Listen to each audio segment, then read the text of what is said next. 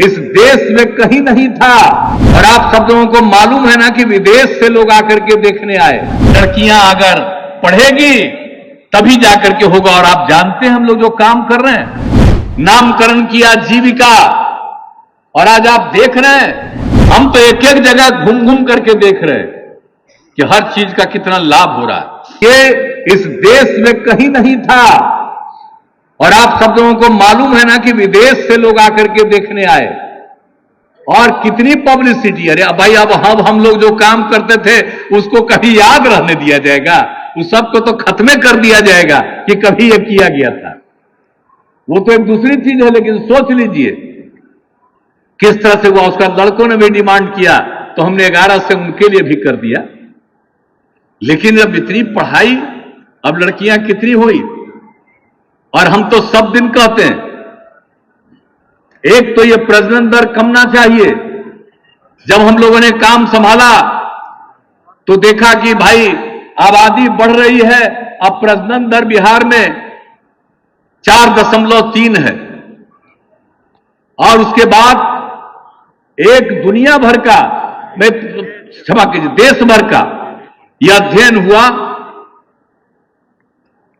कि अगर पति पत्नी में पत्नी मैट्रिक पास है तो उन परिवारों का प्रजनन दर 2।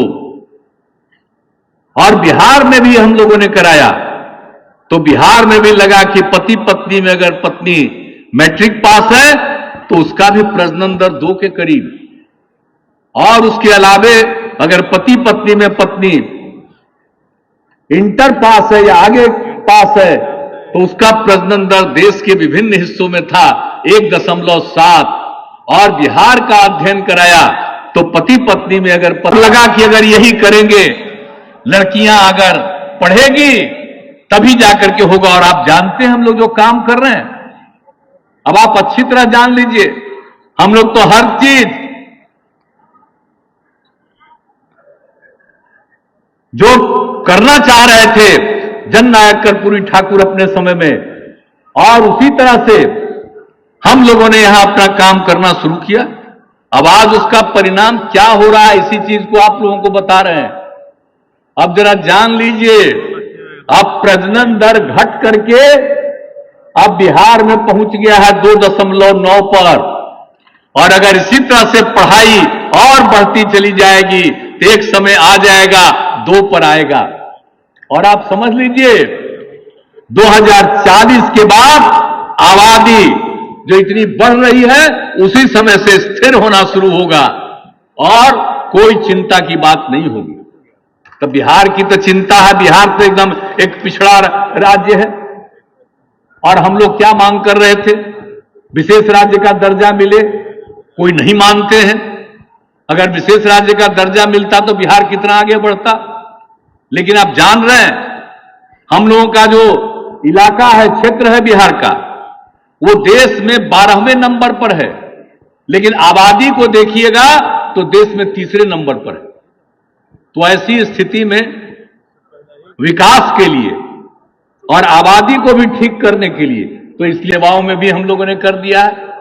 हर तरह से महिलाओं का उत्थान, और जो स्वयं सहायता समूह की कमी थी उसको जो बढ़ाया, नामकरण किया जीविका।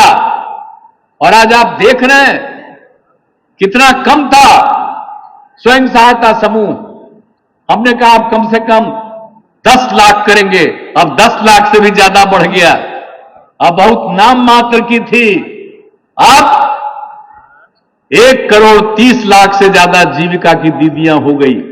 अब आप समझ लीजिए गरीब गुरबा तबके की महिलाएं इतना आगे बढ़ रही हैं, बाल बच्चों को पढ़ा रही है, अच्छा अच्छा काम कर रही है। तो ये सब जो काम हो रहा, एक एक तरह का जो काम किया जा रहा है राज्य में, सबके उत्थान के लिए काम किया जा रहा। तो इसलिए हम सब लोगों को एक एक चीज को ध्यान में रखना है। और जो सबसे बड़ी बात है, समाज में प्रेम और भाईचारे का भाव रहना चाहिए। कुछ लोग आपस में झगड़ा कराना चाहते हैं, हिंदू मुस्लिम के बीच में झगड़ा कराना चाहते हैं। और हम लोगों ने जब काम करने का मौका मिला तो हिंदू मुस्लिम का झगड़ा कितना घट गया है। और कुछ लोग चक्कर में रहते हैं, लेकिन हम लोग तो चाहते हैं कि इस तरह का वातावरण हो। तो हम आप सब लोगों से कहेंगे, और अति पिछड़ा में तो सब न है जी, हिंदू भी है और मुस्लिम भी है। इसीलिए आप समझ लीजिए, हम लोगों ने यह तय कर दिया, और अब जो काम कर रहे हैं तो हमने तय कर दिया कि सारे महिलाओं को हम लोगों ने तो तय किया, सबसे पहले अनुसूचित जाति जनजाति का, उसके बाद किया अति पिछड़े वर्ग का, और उसके बाद कह दिया कि कोई भी महिला, सभी महिला किसी भी जात की हो, किसी भी धर्म की हो, और अति पिछड़े में भी तो दोनों विभिन्न धर्मों के हैं, लेकिन एसटी में तो यहां नहीं है, दूसरी जगह है, लेकिन एससी में तो मान्यता नहीं है मुसलमानों का।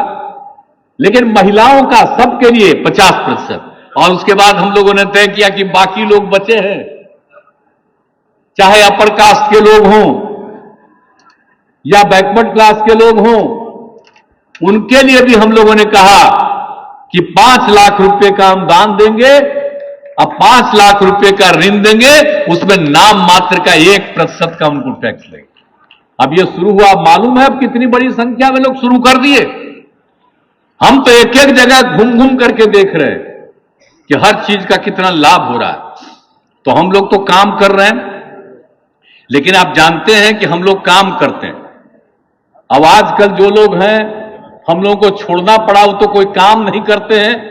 हम लोग जो काम कुछ करते हैं, वो लोग तो बिना काम किए खाली अपना प्रचार करते रहते हैं। इलाज के लिए भी तरह तरह की व्यवस्था हम लोगों ने कराया, पढ़ाई के लिए भी हम लोग और आगे बढ़ाना चाहते हैं। तो हर क्षेत्र के विकास के लिए जितना काम संभव है उतना काम हम लोग करने की कोशिश कर रहे हैं। अब सबको बिजली की क्या स्थिति थी पहले, अब आप सोच लीजिए, बिजली सबको मिल गया। हम लोगों ने कर दिया था 18 में ही, और उसके बाद और जितना बढ़ रहा है उतना ज्यादा हम लोग कर रहे हैं। और सौर ऊर्जा के लिए भी कितना काम हम लोग कर रहे हैं, गांव गांव में पहुंचा दे रहे हैं। तो एक एक तरह से काम हम लोग इतना ज्यादा करने की कोशिश कर रहे हैं। तो आप सब लोगों से यही निवेदन करेंगे कि जो भी काम हो रहा है उस पर ध्यान करिए और एक एक जगह पर देखिए, और समाज में किसी तरह का झंझट नहीं हो। काम किया जा रहा, सारे काम को देखिए, अगर कहीं और जरूरत है काम का तो उसका सलाह दीजिएगा, और सब मिलकर के काम करेंगे, बिहार और आगे बढ़ेगा। और आपस में झगड़ा नहीं करना है, आपस में एक अच्छा माहौल बनाना है, और यही करिएगा तो यही जननायक कर्पूरी ठाकुर जी के प्रति सही मायने में श्रद्धा। हमने शुरू में ही आपको कहा है, वो किसी से झंझट नहीं करते थे, हटाने वाले जो इधर से उधर कर दिए, लेकिन वो किसी के खिलाफ नहीं बोलते थे। और भाई बिहार को और उत्थान कर देना चाहिए था, कुछ नहीं, तो हम लोग को जो करना पड़ रहा था अपना करना पड़ रहा था। फिर हम अब सब लोग मिलकर के और ज्यादा काम कर रहे हैं।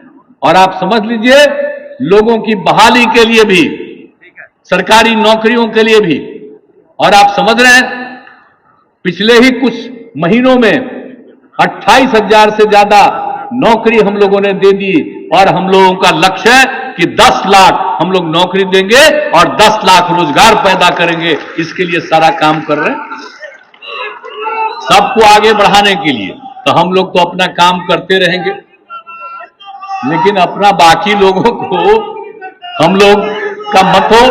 तो हम सब लोगों को एक ही बात को, हर बात को याद रखना है, और जो कुछ भी हम लोग काम करते चले जा रहे हैं, इस काम को जारी रखेंगे और आगे बढ़ाएंगे।